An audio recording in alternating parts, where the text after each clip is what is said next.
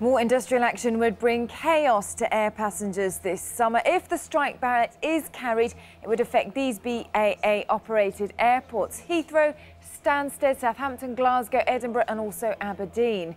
More than 6,000 union members have been balloted, including firefighters, engineer, security and ground staff, and all of which are essential to keep the airports running. The dispute is over pay. Unite says workers accepted a pay freeze in 2009, but BAA has offered only a 1% rise this year, plus an additional 0.5% rise, conditional on changes to agreements on sickness.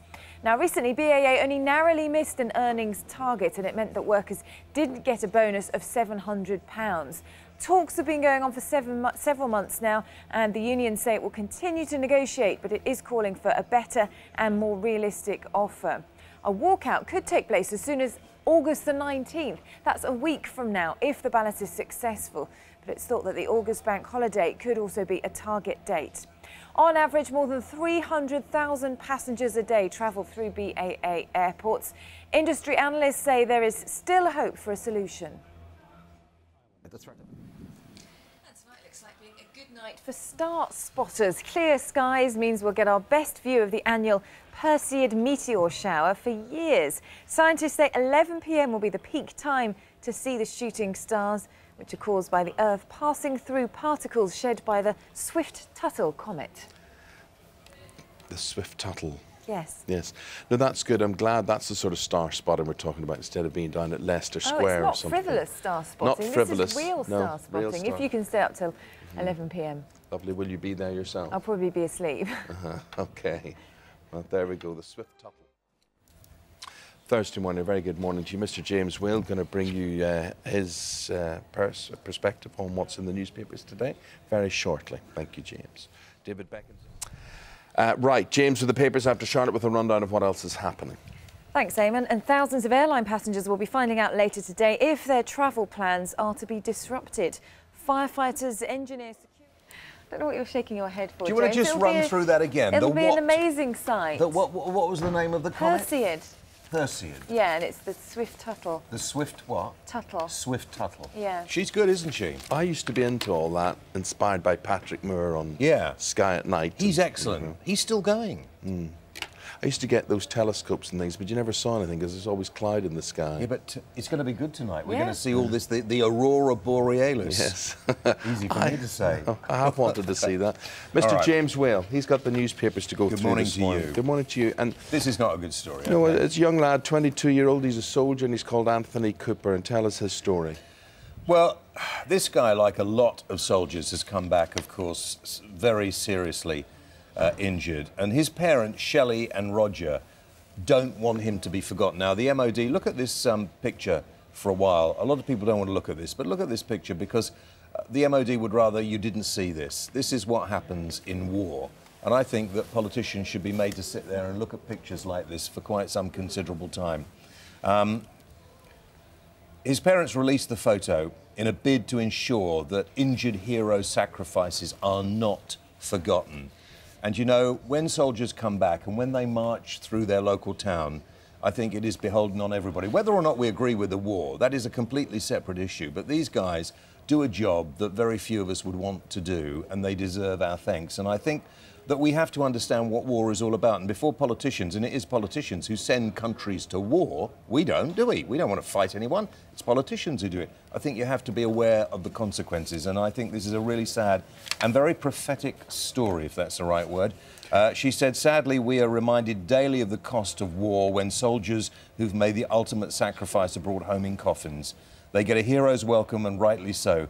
But it's very rare that we are told about the soldiers, many young, who suffer life-changing injuries. And I just think it takes us all a little time to think about what goes on.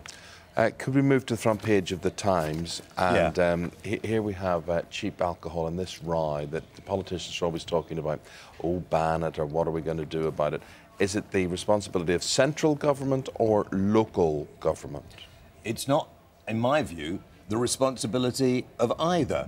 It is the responsibility of people to look after themselves. If you and I want to go out for a drink, why should we have to pay more than people want to charge us for it just because a few oiks want to go out and get legless?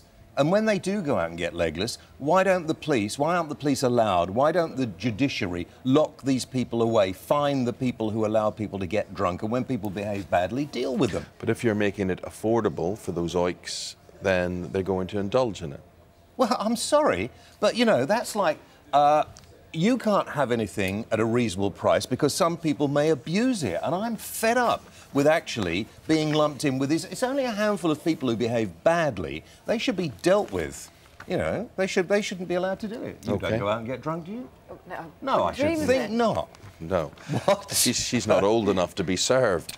OK, now we go to playgrounds. 1,300 kids' parks may go as the axe is swung by the government. Well, I first looked at this story yesterday. I thought, oh, that's terrible, isn't it? That is an appalling thing. They're gonna. But we've got to save this money. And then I suddenly came up with the idea: who is responsible for making sure your children are fit? Not the state. You. No. Make sure your children get out there and get fit. Now, we can't afford to keep on having all this stuff thrown around. Yeah, but, you know, look, if you balance that up against, say, the free milk to school, how much that costs... I mean, 50 million. Who's sitting gasping for their free bottle of milk? Nobody. Every day in school? So why don't you just spend it on the playgrounds? Well, I think, why don't you not spend it on anybody at all? Why not actually use that for more important things? You've got children. You make sure your children are fit. You make sure... The other day, I upset a lot of people on my radio show by suggesting school dinners. Get rid of school dinners. I mean, why on earth? It should be the parents who actually make sure their children are brought up properly. But you were saying about, you know, the people who get into trouble by drinking too much, and sometimes, you know, these playgrounds are there for older kids as well. If they haven't got something to do, then like 22-year-old kids to drinking, who're swinging there with cans of special brew. Excuse me, for older children. Charlotte, excuse me, but what are we? Are we a nanny state where any lowlife can't look after themselves, can't entertain themselves, has to be told what to do? I'm fed up with it. No, but it's a lack of provision for things like playgrounds, youth clubs and things like that, which means that kids are hanging around getting up to no good. They'll get up to no good, now, exactly. Listen, if you want... Yeah, well, if they get up to no good, then somebody should deal with them. Okay. Would you allow your children to get up to no good? I don't have any children. Sometimes you might. OK. Now, we're going to talk about a picnic. Yeah. And tell me about this elderly couple. You won't be pleased. The Russells. This will annoy you. The Russells, I don't know them, but they're in the paper, quite a few of the papers today, and they love cricket. Do you like cricket? Yeah, they like cricket. Yeah, it seems to be a very nice day out. Yeah, and they went with the day out with their picnic hamper, and they went to watch their local cricket club. And, they're in their 70s. They are in their 70s, and they're not hoodies either. They want to make that clear, that they're not hoodies, and they don't behave like those people on the cheap booze, all right? So they sat down to watch the cricket, and guess what happened? One of those people we love, the Jobsworths, came up. It's actually the England and Wales Cricket Board. Where did Scotland get to? They're not in there. Anyway, the England and Wales Cricket Board don't allow you to use metal cutlery. No, this is true, Charlotte. Do not laugh. This is not funny. OK, so they fell foul of an England and Wales Cricket Board ban on metal cutlery. They said, we're not a pair of hoodies. It's a little friendly game. So I thought you know, I come along with my picnic and got out the teaspoon to stir the tea. I don't know if they're thrown against the wall and frisked or something like that, but, you know, it's all confiscated and taken away because apparently you can't have metal cutlery. You know, I can't stand these places where you go in and we want to drink outside and they make you take a plastic glass. I don't go to those places. That's in case the oiks that you're talking about throw them at someone, well, isn't it? You see, those places... With all the cheap alcohol. In this case? Are they going to spear one of the cricketers with a fork if they could well be. Well, you know, it's much more painful to be stabbed by a spoon than a knife. It is. I mean, and when you try and eat meals with plastic cutlery, you know, no, and when it's you're horrible. giving it, it's horrible. You know, this is what they said. The couple were told that they would have to leave the spoons and stainless steel flask. A flask? You know, I take one of those shooting when I go. I have taken cutlery to Lord's and every cricket ground in the country, said Mrs. Russell. Well, you've admitted it now. You're in trouble. They'll never let you in anymore, will they? But not against Glamorgan Dragons and Lancashire Lightning in the NatWest League, so you're not allowed to do that. OK, you may laugh. What do you think of what Mr James has had to say on the stories he's selected? News@sky.com. At Eamon Holmes is the tweet. At Sky Charlotte. He's back in an hour. Thank you very much indeed. Top stories are these. David Beckham's England. OK, ventriloquism. Where do we stand on ventriloquism? I don't know what to say. Well, It's rubbish, isn't it? don't say that. We've got one coming in at 9:15 this morning. So Okay. we have. Does it do it for you, Charlotte? No, well, I do have to say I find it a little bit creepy, actually.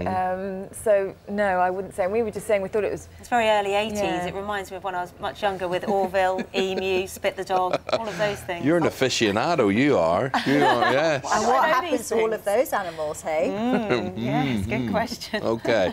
Here comes your sports headlines with Miss Jackie. Fabio I said that Capello. without moving my lips. No, you did, didn't you? Fabio. What's his name? Capello might have ended the international career of the former England captain David Beckham last night, but he desperately needed his stand-in skipper Stephen Gerrard. The midfielder scored twice as England came from behind to beat Hungary 2-1 at Wembley. Elsewhere, Scotland had a very bad night in Stockholm.